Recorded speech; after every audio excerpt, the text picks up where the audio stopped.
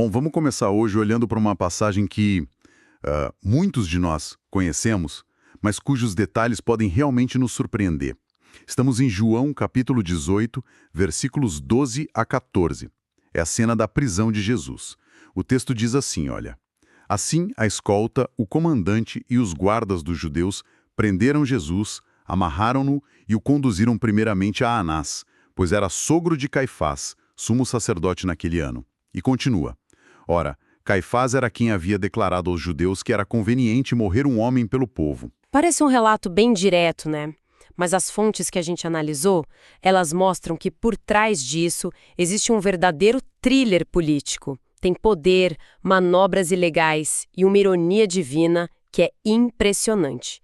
Nossa missão hoje é montar esse quebra-cabeça. É uma daquelas cenas que, de tão familiar, a gente corre o risco de passar por cima, sabe? Mas quando paramos para investigar quem são essas pessoas, por que agem dessa forma, o contexto por trás de cada movimento, aí a narrativa ganha uma profundidade extraordinária. O que acontece aqui não é só uma prisão, é o ponto de colisão entre o poder romano, a política religiosa judaica e, claro, o cumprimento de um propósito divino que subverte a lógica dos dois lados. E a primeira peça desse quebra-cabeça, para mim, já é bem surpreendente. O texto fala de uma escolta, um comandante e guardas. Muitas vezes a gente imagina um grupinho de guardas do templo, algo pequeno.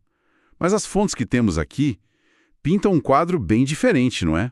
A escala do evento parece bem maior. A palavra grega original para escolta é espeira. E esse era o termo técnico para uma coorte romana.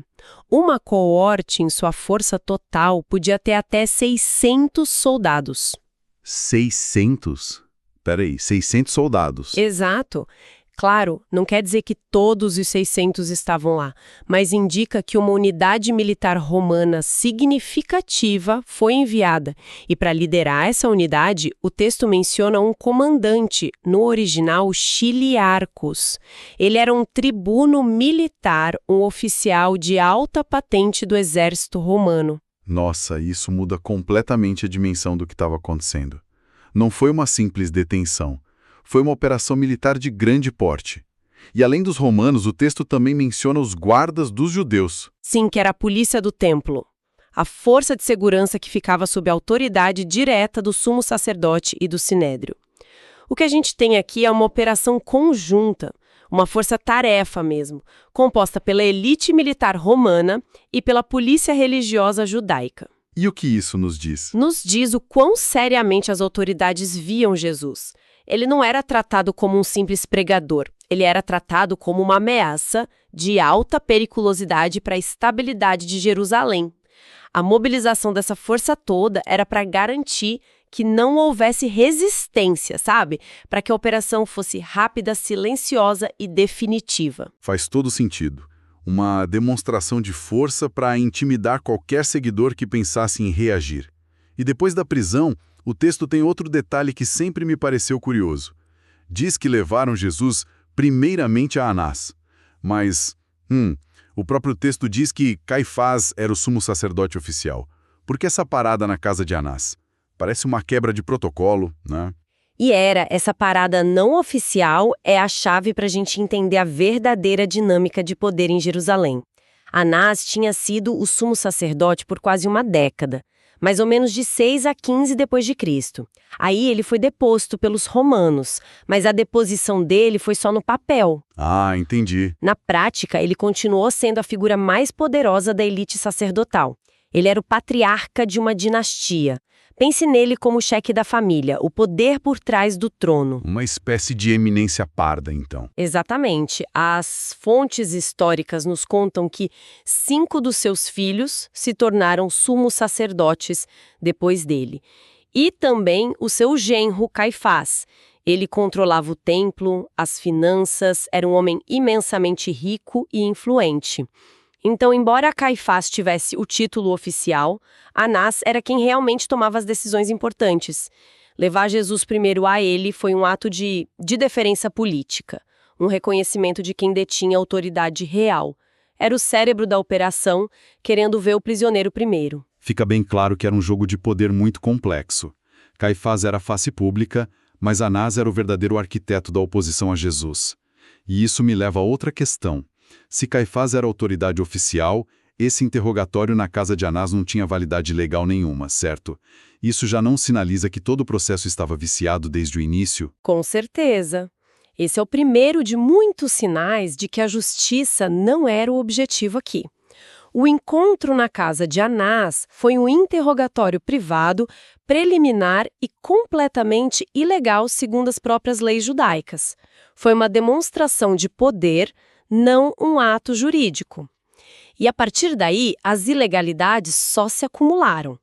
As fontes nos lembram que a lei judaica proibia julgamentos durante a noite. Certo, durante a noite não podia. Exato! E também proibia julgamentos na véspera de um sábado ou de uma festa sagrada, como a Páscoa.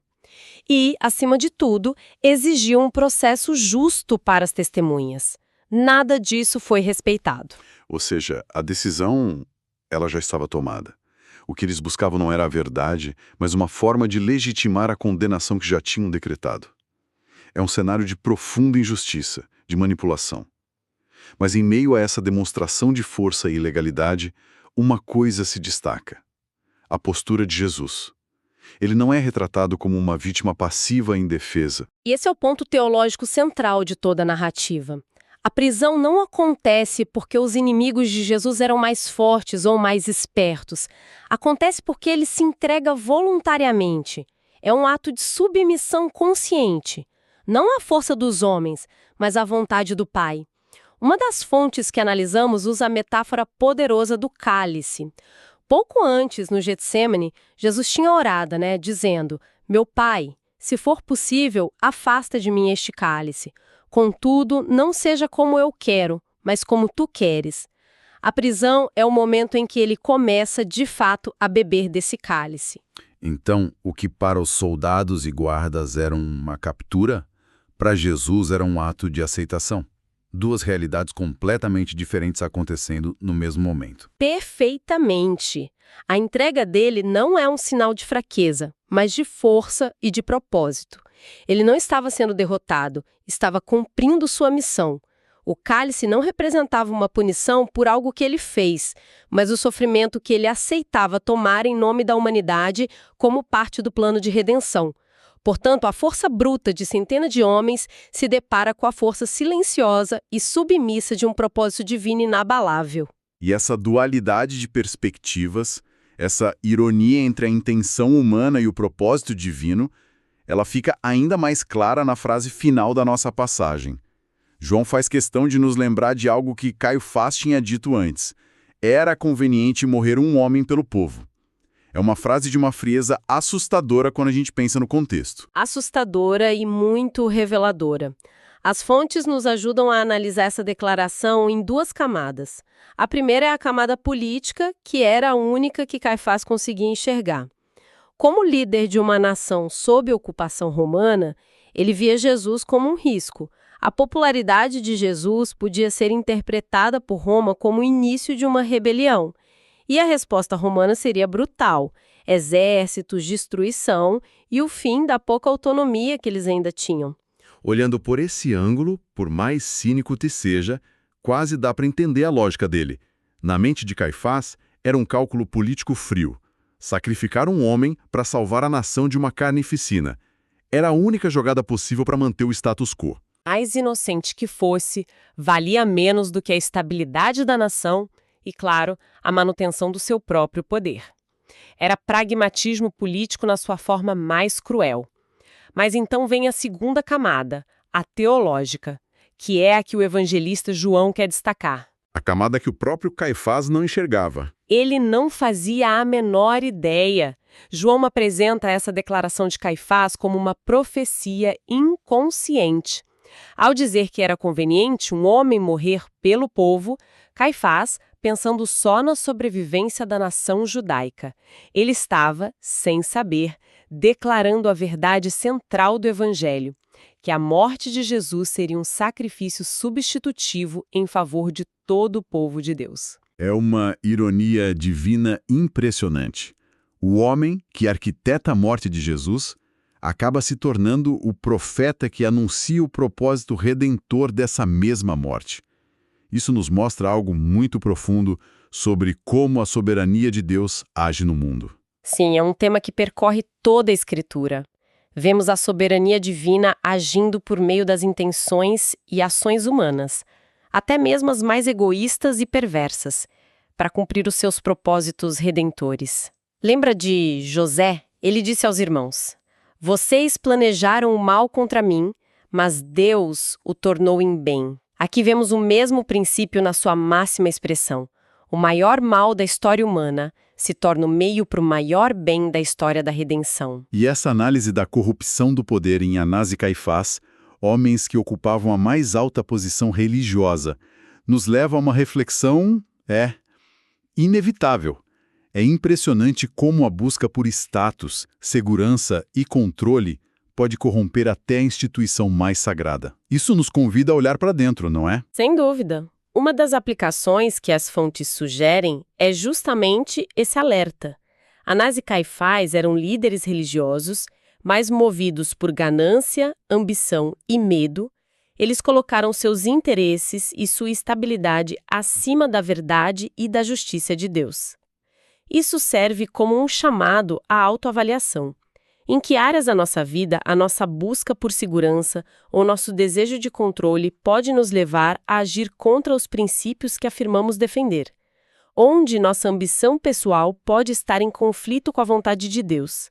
É uma pergunta desconfortável, mas necessária. Muito necessária. E a outra grande reflexão que emerge dessa passagem vem daquela imagem do cálice, da submissão voluntária de Jesus ao sofrimento.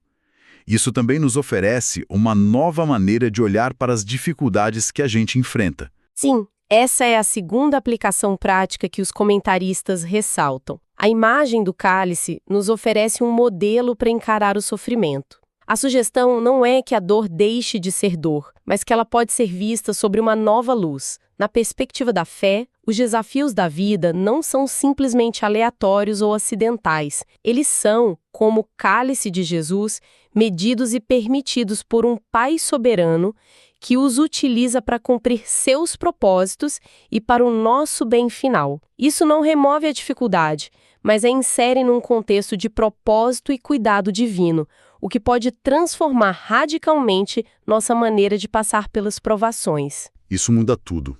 A ideia de que não estamos à mercê do caos, mas nas mãos de um Pai que, como fez com Jesus, pode usar até os momentos sombrios para realizar um bem maior. Lutar contra as circunstâncias, mas em se submeter com confiança ao plano maior de Deus, mesmo quando a gente não o compreende totalmente. Então, para a gente amarrar os pontos da nossa conversa, o que parecia ser um simples relato da prisão de Jesus se revelou um evento de múltiplas camadas.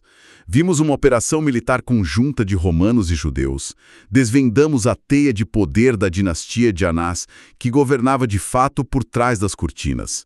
Identificamos as ilegalidades que marcaram o processo desde o primeiro minuto. E, no centro de tudo, encontramos o contraste entre o cálculo político de Caifás e a verdade profética que suas palavras carregavam. Tudo isso emoldurando a submissão voluntária e soberana de Jesus à sua missão. E talvez o pensamento final que as fontes nos deixam para reflexão seja a grande e trágica ironia de tudo isso.